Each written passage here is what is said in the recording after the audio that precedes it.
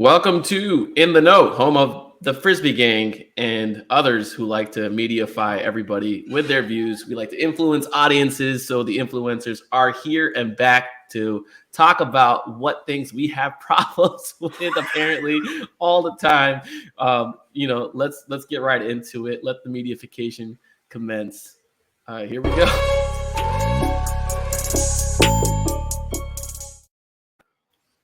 First, this podcast is sponsored by the Birdsall Law Firm, the official injury lawyers of Buckaroo Media, located at 918 Poitras Street by the Superdome. Give them a call at 504-523-5413. If you or someone you know has been involved in an accident, make sure to mention we sent you. Birdsall Law Firm, the official injury lawyers of Buckaroo Media. Mason, my fellow gang member of the Frisbee Gang. I'm not going to say that ever again. Anyways.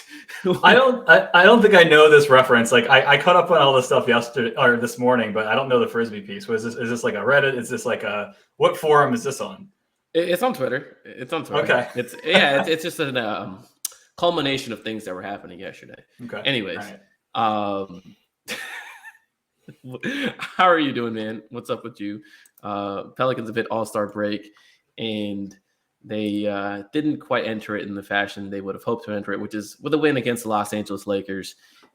They lost that game. I see you are wearing a Empire shirt. See some stormtroopers there with Vader, classic, and a Yankees hat. I mean, true embracing the villain going on. Yeah, embracing the villain. Not to be confused with the Lakers villainy. That's a whole different level. But yeah, not a great end. I mean, look, I don't think. Well, the second we heard LeBron was, taking a week off just to prepare for this game, I think a game in Los Angeles. I mean, I didn't expect to win this game. I think that the degree to which the Pelicans seemed to be kind of outclassed in that game was a little disappointing. They hung around, I guess you could say, but I don't think anyone can realistically say they, felt like Pelicans had a good chance to win that game after the tip. Like it didn't feel like a good game for them. And so look, I mean, and it's not even a situation where, all right, well, after the All-Star break, everyone's gonna be right and healthy and we're gonna move forward. Because it's gonna be kind of the exact same thing. I mean, you'll get Nance back. Nance is a big loss against a team like the Lakers, but we also heard Zion's gonna be out for a little while longer. So it's the team is in decent position. We'll get into it. They've got the easiest remaining strength of schedule in the league or something close to it. But it's a jam-packed Western Conference, and there's no guarantees. Yeah, I mean, look, I think I have to disagree a little bit about, you shouldn't have expected to win that game. That's a game that they won 4 times last year. And they didn't have Nance on the team for, I think, most of those games. They are capable of winning those type of games. I understand the Lakers got new pieces, D'Angelo Russell, Malik Beasley, Jared Vanderbilt, who are much better than the pieces that they sent out. It's still a game the Pelicans are capable of winning if they don't turn the ball over, the score in a way that they did last season. Overall, their defense in the half court was fine. Once again, their half court defense is really not the issue. It's when it's in transition. The Lakers are, I want to say, the second or third best. Maybe they're the best transition team in the league. They're one of the best, right? They're up there with Memphis and Milwaukee and Toronto. So they're among the best transition teams in the league. They will punish every single mistake that you make. And then on top of that, every shot that you miss, they're just going to take every opportunity to leak out and push the ball. And even when you make shots too, not just even when you make shots. And Darvin Ham gets a lot of that from his time in Milwaukee. They're a really good team at doing that as well. And honestly, there's a pretty strong correlation. I'm not calling the Lakers contenders, but there's a pretty strong correlation with the teams that end up winning the championship or have won at a high level and the time they spend in transition. And I think part of that's just it's a decent signifier of defensive ability, but part of that's those are the easiest baskets in the game.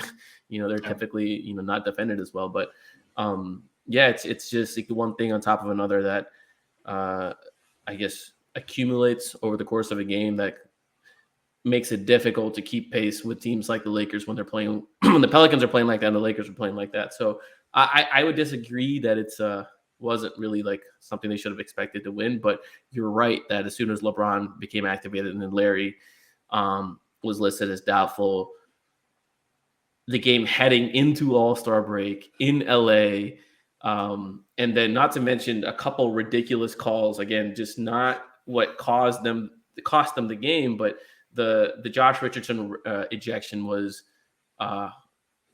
bull crap. I got to be mindful of my words here. It was bull crap. And he got hammered across the head, no call, 2 technicals, ejected. CJ had a point where he was just kind of standing and LeBron tried to dunk over him. And he was just standing there. He didn't do anything. That's a foul. And then moving screens are only moving screens on certain players, not others too. Like that was. Yeah. And we can go down the referee rabbit hole, but ultimately, again, I don't think that's what cost them the game, but it certainly didn't make things easier. And unfortunate, it was a real good opportunity to maintain that gap between them and the Lakers, keep the Lakers down on the rung of teams trying to jump over others into the playoffs, keep their lottery odds down. So there was a lot of factors at play here, but hey, they're heading in a break, and as you said, they have the easiest schedule. So what do you make of that, and how are you sort of projecting them coming out of this? Yeah, I mean, it's on one hand they have the easiest remaining strength of schedule, or they're either like second easiest or easiest.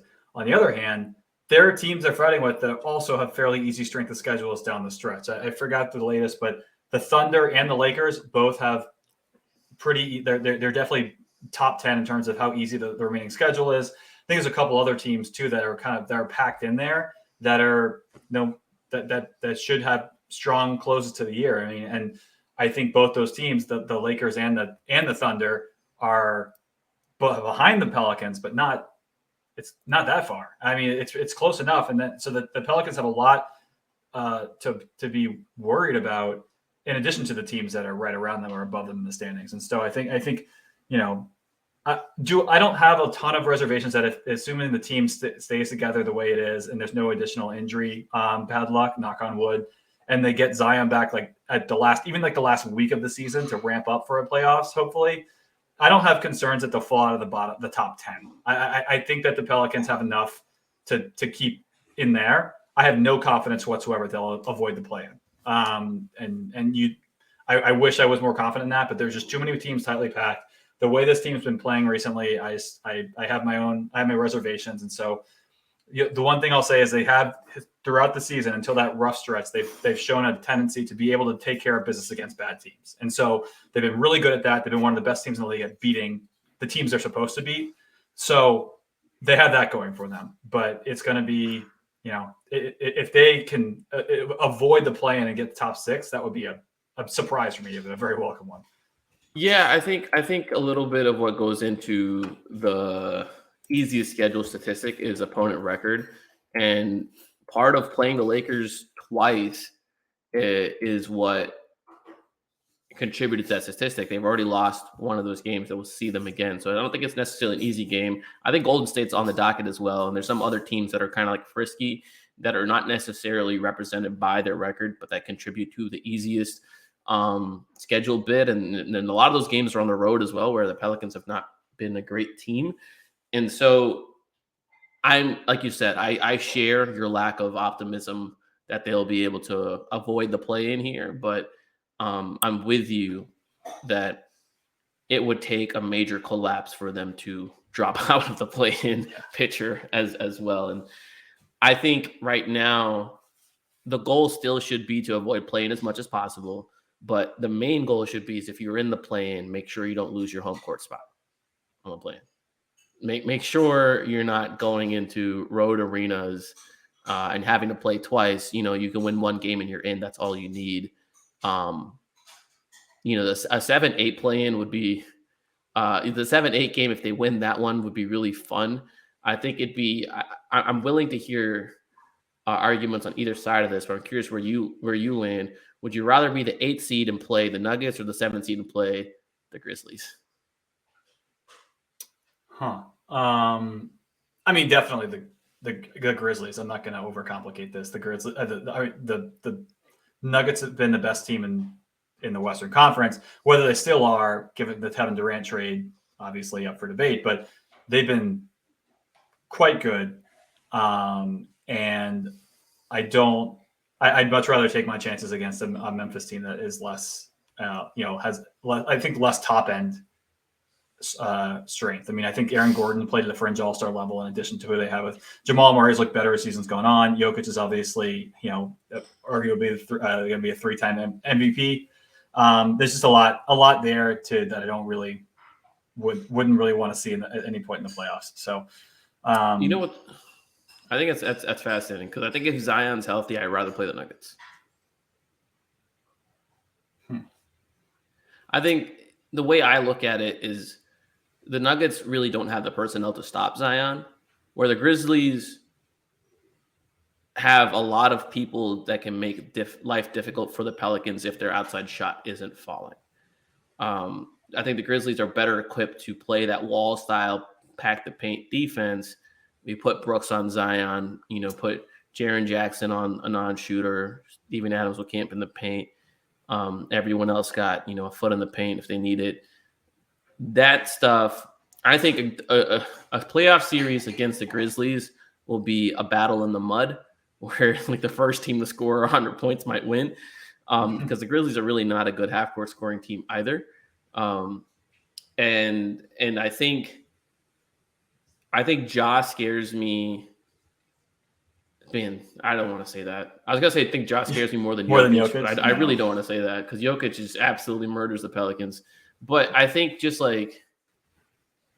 I think the Pelicans are better equipped to handle the Nuggets, but that's going to be some of those games in that series you got to be able to score 130 points in order to beat the Nuggets. And I think it's fair to say I don't have a ton of optimism that they're capable of scoring at that level. But when Z is healthy, all bets are off. And at the very least, I know you can put Jokic in a pick and roll 30 times a game with Zion. I mean, 30 is a lot, but they did that with Embiid. They did that with Jokic when Zion was healthy. It was Zion and Willie Hernangomez, the all-star big stopper, man. He plays against all-star bigs. He plays against Jokic. He plays against Embiid. He plays against Sabonis. He wins those matchups. And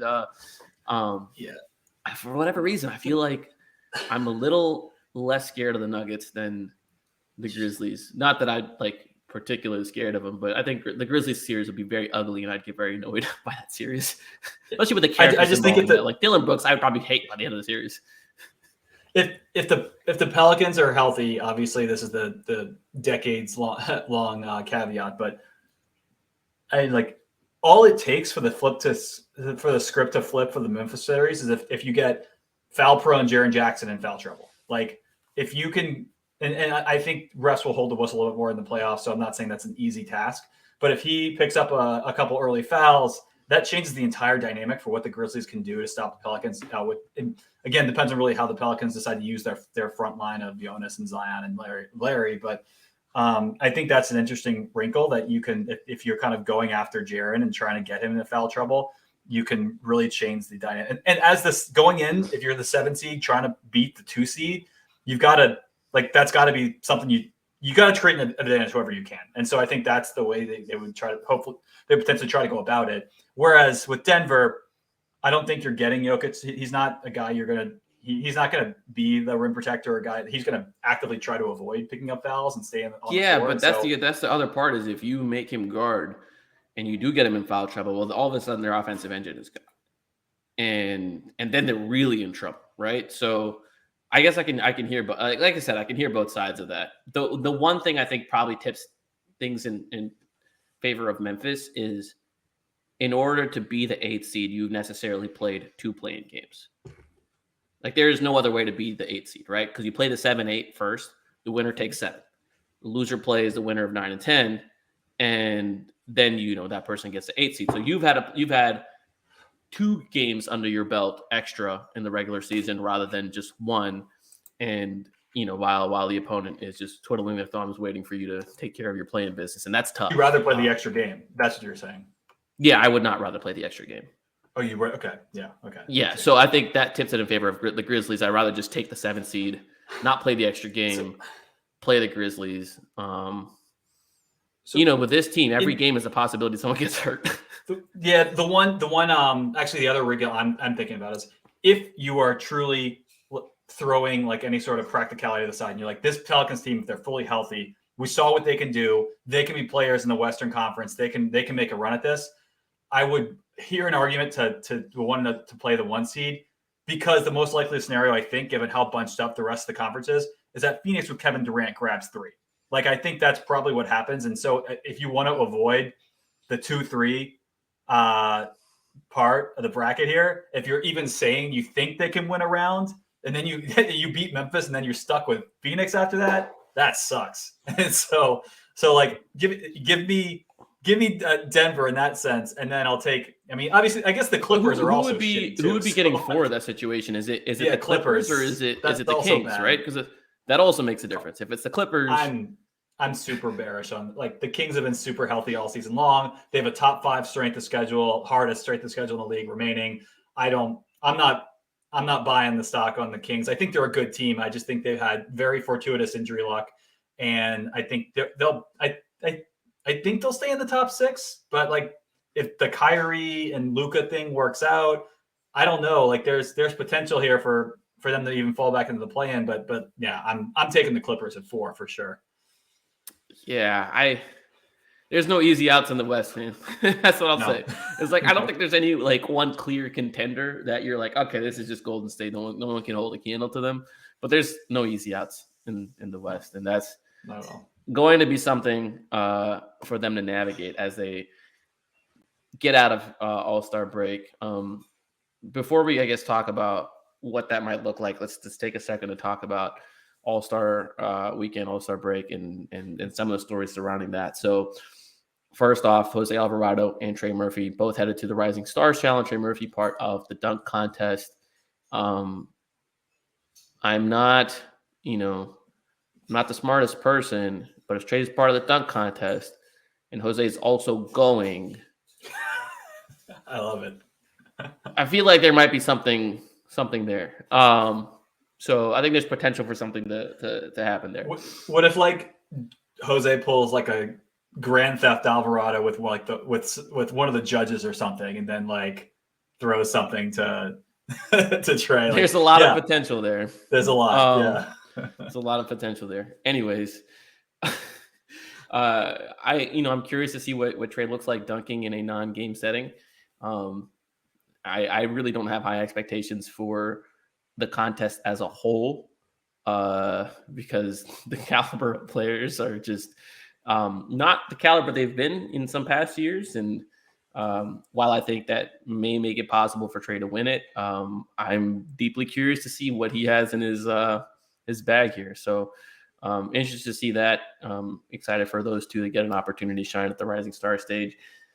Zion obviously was selected a starter, is not going to play. He's had a setback, as it turns out, re-aggravated his hamstring injury. We kind of speculated on that on our previous podcast. Now it's come out to the light, and it's no good, Mason.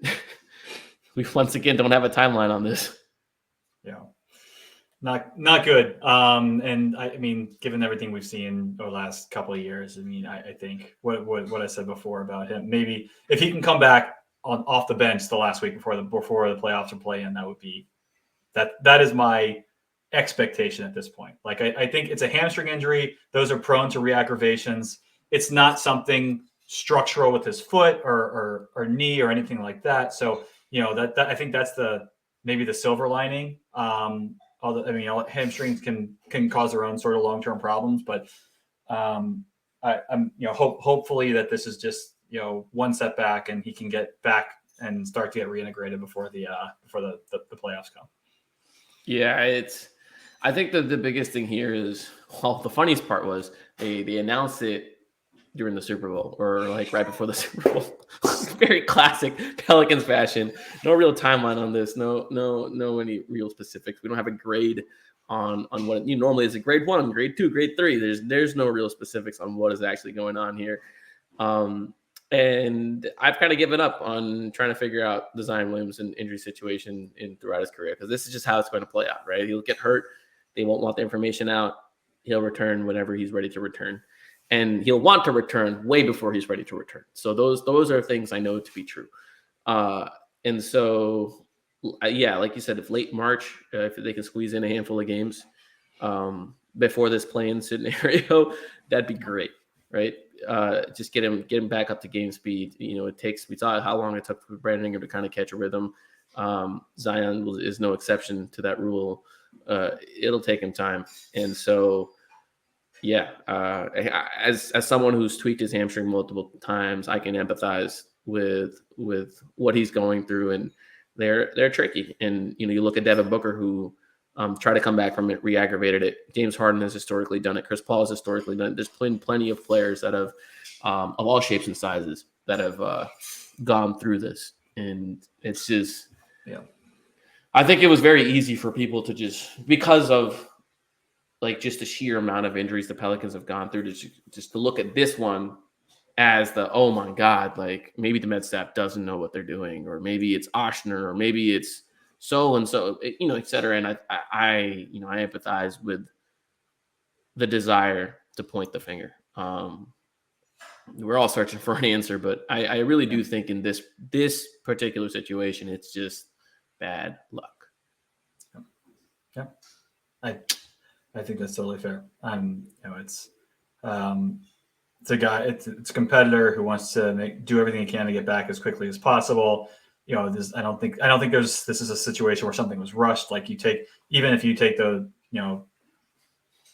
they have a process. Every team's got a process for how you return from an injury like this. And like folks have said, this is one of the most injuries that's most prone to setbacks. And so I think my big question is really just kind of revisiting the trade deadline as based on, this news, and it's a good segue to talk about Josh Richardson, because he's been, I think, pretty good in his Pelicans game since he joined the team. But I do wonder, what the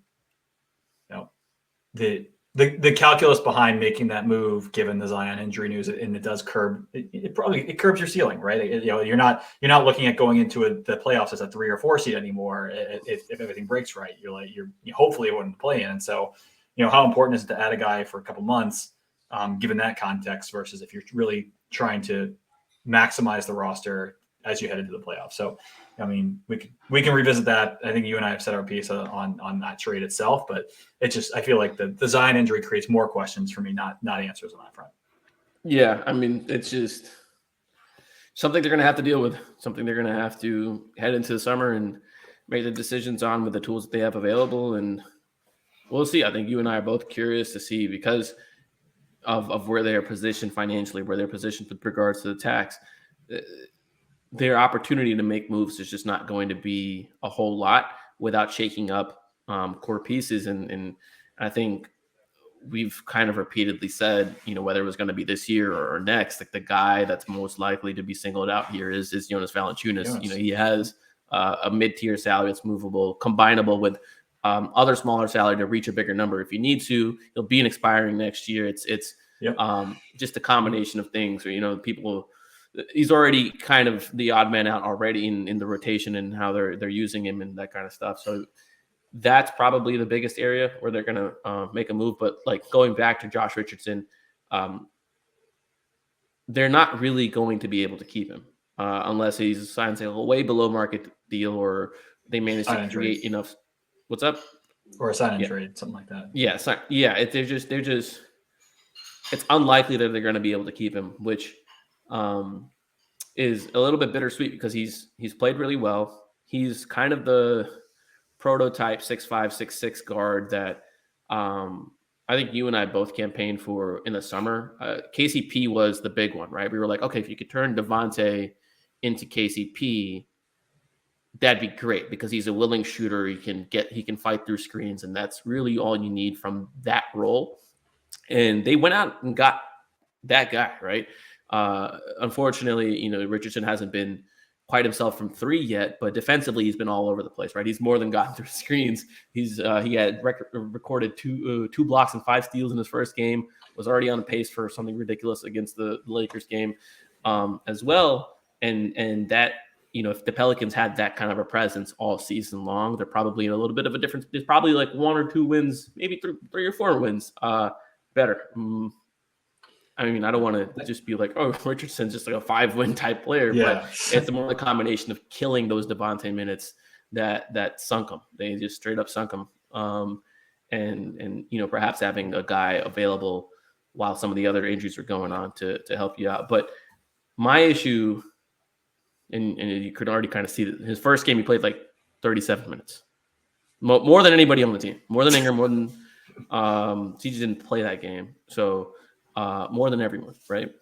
Second game he was on pace to also do that. He was very quickly being subbed in, and while I don't think it's not a Richardson problem, right? He's been good. I think he deserves play time. It's just like he's now going to become the answer to anything that goes wrong, to the point where using him as a 35, 36 minute player is in my opinion, going to be deploying him incorrectly and asking him to do too much. And that's going to kind of create problems down the line elsewhere. But I mean, we'll see, right? Like Dyson's yet to get healthy, Zion's yet to get healthy, and those people are probably going to impact somebody's minutes somewhere down the line if it's not Richardson. But I have a sneaking suspicion that Richardson is here to stay in the rotation this season, at least. And we'll see how aggressive they are with his play. Yeah. Do you think that? So I'm kind of looking back to the move the Pelicans made. One guy we talked. You mentioned KCP. One other guy we talked about, and we had some fun jokes about this because we were talking about to go get Mason Plumlee and Landry Shamit. Just didn't have them both on the podcast, but I do wonder if Griff called Phoenix, especially given the Kevin Durant stuff, and said, we'll send you Devontae and a 2nd round pick for Shamit. And so the difference there in contract is minimal. He's making like 10 mil next year instead of the 12 for Devontae. And then he's got no guarantee the year after, whereas Devontae's got like a $3 million guarantee. So the difference in salary is about $5 million total over the course of 2 years.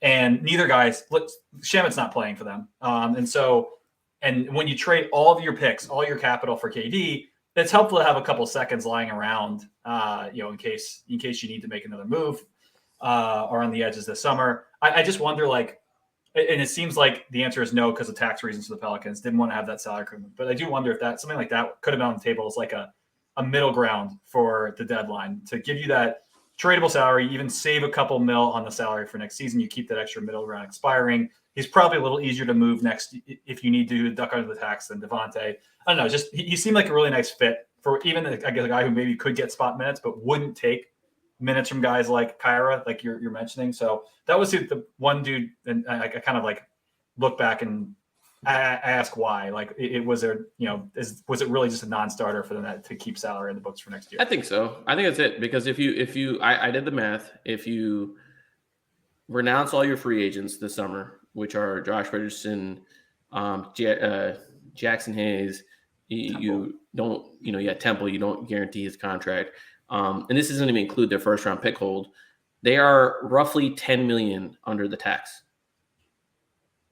So then you add your 1st round pick hold. If it's if it's the 7th pick, it's a $5.4 million salary. If it's the 10th pick, it's a $4.3 million salary. So at each stage, you're now encroaching upon the tax, and you got some roster spots to fill. So if you have Shamit's $10 million on the books, they are looking at it like, we're going to need to move that. That's going to be an obstacle. Yes, we can combine it, but really all that combining talk is only relevant if they were planning to at least entertain going into that tax, or they have other moves lined up to work their way under it, which they can do at the end of next season as well. That's the one thing I want to keep reemphasizing is they can be in the tax all season long. And at the end of the year, they can be like, oh, well, Detroit has a budget cap space. Here you go. Here's Jonas. And I mean, it can't be Jonas. He's a expiring salary, but something like that. So they probably felt like that was going to be a more difficult pathway, and the net result still would have been 4-ish picks, 4 2nd round picks that have been spent to accomplish that. At least do you want to duck the tax later? And so might as well pay that out ahead of time, get a player that's actually good. I think Richardson is significantly better than Shamit, I agree. And so yeah, that is probably their line of thinking. And I don't fault them for that. It's just my gripe just continues to be there's just limited pathways to improve the team. That's all. I just don't like painting yourself into the corners, which, they're probably arguing like we would have painted ourselves into a corner if we kept that salary, right? Because we're not paying the tax, which, we'll go in circles around that. And it's not worth belaboring. I do like Richardson. I do like his addition. What stood out to me the most is his chemistry with JB. Just like right off the bat, the two-man game's working really well. They know how to operate off of each other. Seems to be like the only guy that's interested in genuinely using JB as a scoring threat. Where other guys really like makes you wonder. They're like, hey, JB comes set a screen for us. Where Richardson's like, I'm gonna pass it to him. Oh, maybe I'll score. Oh, I'm gonna pass it to him. Which one is it? And that puts the defense in a bind, and I really like that. So that's I hope to continue. I hope they're going to continue to build upon that, and I think that's going to be a good weapon against opposing second units. I guess like wouldn't that be crazy if the thing that finally gets Willie to adjust the rotation and say like, all right, we're going to play Nance more against the starters and put Jonas in to match second units. I feel like he's doing that a little bit to start of second quarters, but it really isn't as much as it could be. And maybe he's like, oh, well, this chemistry with Josh Richardson, maybe I got to do more of it. And so we'll see if that's what finally makes it happen more. Yeah. So that's definitely going to be interesting. I'm just so curious to see how this all shakes out when Zion gets back and how they envision the starters at that point, how they envision the closers at that point. I really. How many times have you said that, by the way? And you're now sorry to interrupt, but like. So be so interested to see how this shakes out when Zion gets back. Like how often do you think you've said that very line? Oh God, are we talking just like the last 4 years? Oh my God. Anyway. Jesus. Yeah. So when Zion gets back, I'm curious to see if what the guy I'm most curious about is how they utilize Herb at that point. Because I think we know how they're going to utilize Jonas. It's really not going to be much different than that. Be relegated to a 20-minute player, maybe against certain matchups he plays more, etc. How do they utilize Herb? And now that you have Richardson, is that going to give them an excuse to put Herb in different situations and put Richardson more with Zion units because of the offense he's able to at least. I don't want to say he like generates offense, but he's a more competent offensive player than Herb. Yeah. I mean, it depends on how much you think you're giving up on the defensive end. I think Richardson's activity on the defensive side is high energy and relentless. He's not going to give you the same type of on-ball tenacity that I think Herb does, but I mean, I agree. Like he's going to. As an offensive player, there's not really comparison right now, especially in how Herb's been utilized on the whole. Yeah, I mean, I think I heard from the Lakers broadcast or the ESPN broadcast, the Pelicans are like second in the league in steals per game and how they batted Josh Richardson. So that's definitely fun. And Zion's not a bad steal generator himself. That leads to very interesting possibilities of being able to play in transition and not really having to deal with your half-court offense. They certainly have added another versatile tool to their tool set. And I just think they're equipped to match up against just about anybody defensively. I understand the whole JV concerns and all that, but for the most part, I think if one player is going off, but the others aren't, and you're holding teams to like 1.05 points per possession the whole way around, that's good defense. It's fine. Especially if you're, but I mean, they just have to continue to be decent on the glass. Yeah, and they did a decent job against the Lakers. I mean, I think the Lakers didn't get their first offensive rebound until like maybe the second half. I can't remember. It was definitely late in the first half, if anything. So, that's going to be important for them. Yeah, they're not a bad rebounding team. They haven't been. There's been moments of bad rebounding, and I think they're magnified when they choose to go small against bigger teams. Notably Utah, Cleveland. those type of teams, it's, when they're playing Larry more, it's tough. It's tough to keep their bigs off the glass. But on the balance, the Pelicans, even with Larry out there, have been a pretty decent rebounding team, if not elite at moments. Yeah, and even I agree, especially like I feel like Larry, and I don't know if the numbers prove this out, but I feel like so many times he's been asked to play like 12-minute stretches like consecutively, and I would wonder if he just wears down. Like if you're asking him to be the 5 and to play that many minutes in a row, like how are you going to sustain like that high rebounding energy and be able to fight with other big men for boards? He is wearing down. You look at the injuries. Look at the time he's missing. His body is not holding up. In a great way. It's he had to miss his last one. He's another one of those players that really needs All-Star break. I think he even made a Twitter joke about it. We've got to keep pace with Josh Richardson now in the Twitter game, right? He's got to. They got competition, which I didn't realize I was starting that. I was just like, oh, Josh Richardson's a good tweeter. So and Larry's like, I'm better. And the Pelicans ran with it too. That was great. Yeah, that was funny. Great content. This is all part of the mediafication. I've got the players in on it too. Anyways, I guess coming out of All-Star break, what are you looking forward to the most? I mean, a healthy team minus Zion, a rested team. I think your point about Larry is it's a good one, and making sure that he's kind of ready to go and for the stretch run. I think just kind of looking at their schedule out of the gates, it's